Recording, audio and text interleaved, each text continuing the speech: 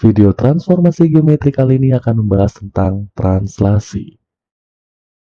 Translasi ini merupakan jenis transformasi yang memindahkan suatu titik sepanjang garis lurus dengan arah dan jarak.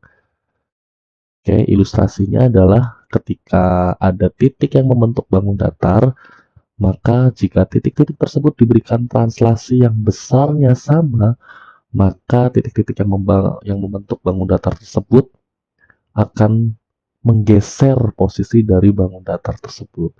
Jadi seolah-olah bangun datarnya itu adalah bergeser tanpa merubah bentuk ataupun ukuran dari bangun datar yang terbentuk tersebut. Komponen translasi AB atau A, B. Komponen translasi A atau A satuan itu bergerak secara horizontal. Jika nilai A lebih dari 0 atau nilai A-nya bernilai positif, maka itu artinya nilai A-nya atau bergeser satuan ke kanan. Jika nilai A-nya kurang dari 0 atau bernilai negatif, maka itu artinya translasi A-nya bergeser ke kiri. Kemudian untuk translasi nilai B atau B satuan itu bergeser secara vertikal. Jika nilai translasi B-nya lebih besar dari 0 atau B-nya bernilai positif, maka itu artinya B-nya bergeser ke atas. Jika nilai B-nya kurang dari 0 atau negatif, maka translasi B-nya bergeser ke bawah. Oke, untuk rumus translasi itu sendiri, jika kita punya nilai x, y atau titik x, y ditranslasikan a, b, maka akan menghasilkan x aksen dan y aksen. Artinya, x jika ditambahkan dengan nilai a-nya itu akan menghasilkan bayangan x aksen. Begitu pula juga y jika ditranslasikan dengan poin b-nya maka akan menghasilkan y aksen. Oke, yang pertama, titik A 3,5 digeser oleh translasi 4,-3. Tentukan bayangan dari titik A. Oke, jadi di sini titik A adalah 3,5. Digeser oleh 4-3, artinya 4 ini kita geser titik A 4 satuan ke kanan. Oke, 1, 2, 3, 4. Oke, kemudian di sini ya, sementara posisinya. Kemudian min 3. Nah, min 3 ini artinya berarti digeser 3 satuan ke bawah. 1, 2, 3.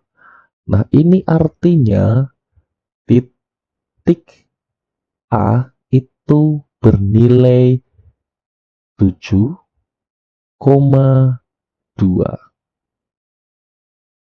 Nah, artinya titik A ini bayangannya A aksen yaitu bernilai 7,2. Itu jika kita menghitung atau menggerakkan, menggeser translasi dengan menggambar atau dengan menggeserkan titik A-nya secara satu persatu sesuai dengan perintah translasinya. Nah, kalau kita menggunakan rumus, maka A 3,5 ditranslasi 4-3 sehingga X ditambah A itu sama dengan aksen, di mana X-nya 3, ditambah nilai A-nya 4, maka menghasilkan X aksen. Sehingga X aksennya adalah 7. Kemudian yang selanjutnya untuk nilai Y aksennya, itu kan Y ditambah B akan menghasilkan Y aksen, di mana nilai Y-nya adalah 5, kemudian nilai B-nya min 3, berarti 5 min 3 sama dengan Y aksen, sehingga Y aksennya adalah 2.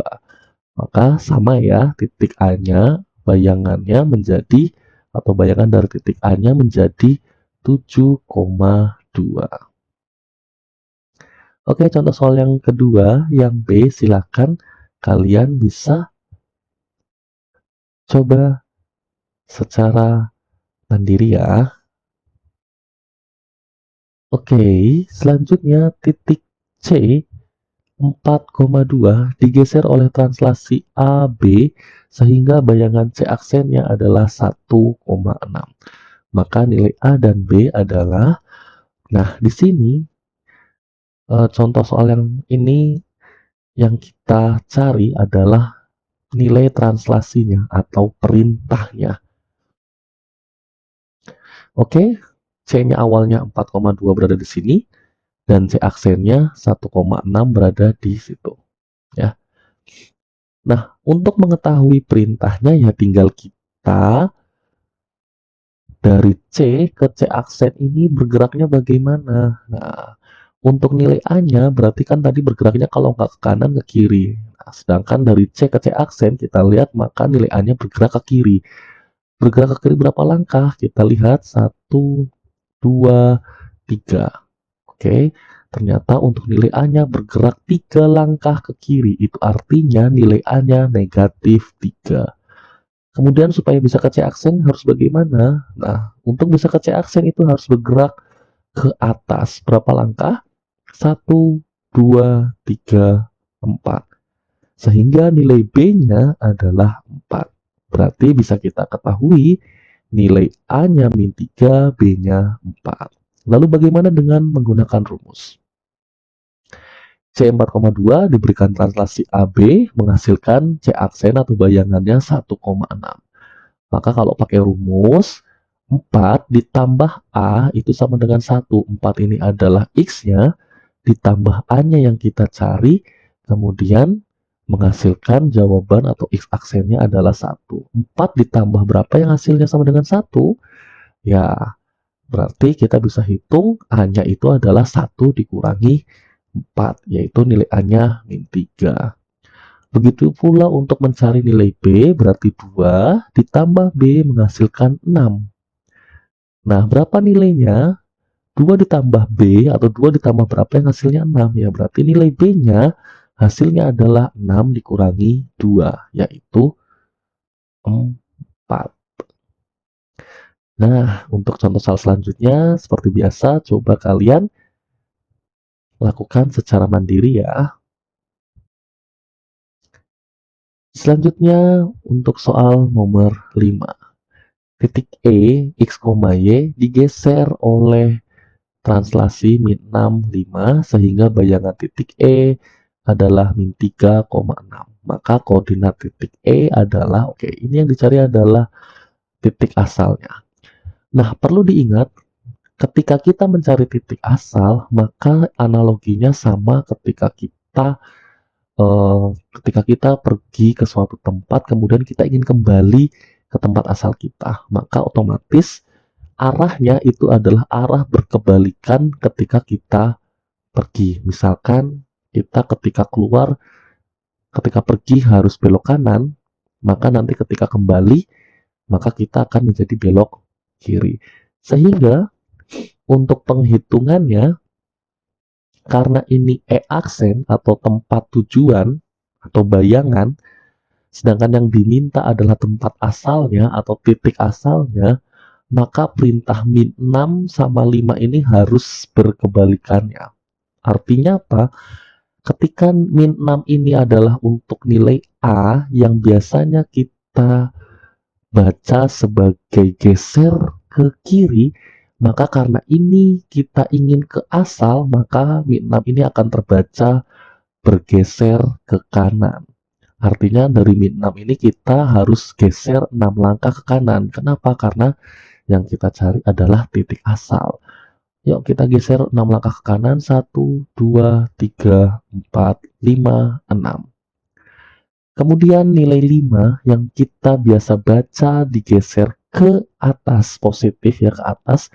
Karena ini yang diminta titik asalnya, maka nilai 5 harus kita baca geser ke bawah. Oke, 5 langkah ke bawah. 1, 2, 3, 4, 5. Nah, ternyata titik asal E-nya itu berada di 3,1. Nah, untuk cross check jawaban kita bisa lakukan sesuai dengan perintah aslinya. E min 6, 5. Berarti min 6 ke kiri 1, 2, 3, 4, 5, 6. Kemudian 5-nya ke atas 1, 2, 3, 4, 5. Pas. Seperti itu. Tapi tadi ketika prosesnya, kalau mencari titik asal maka harus dibalik terlebih dahulu ya perintahnya sekali lagi. Lalu bagaimana dengan rumus? Ya, rumus seperti biasa. Rumusnya sama, hanya tinggal kita atur posisinya saja.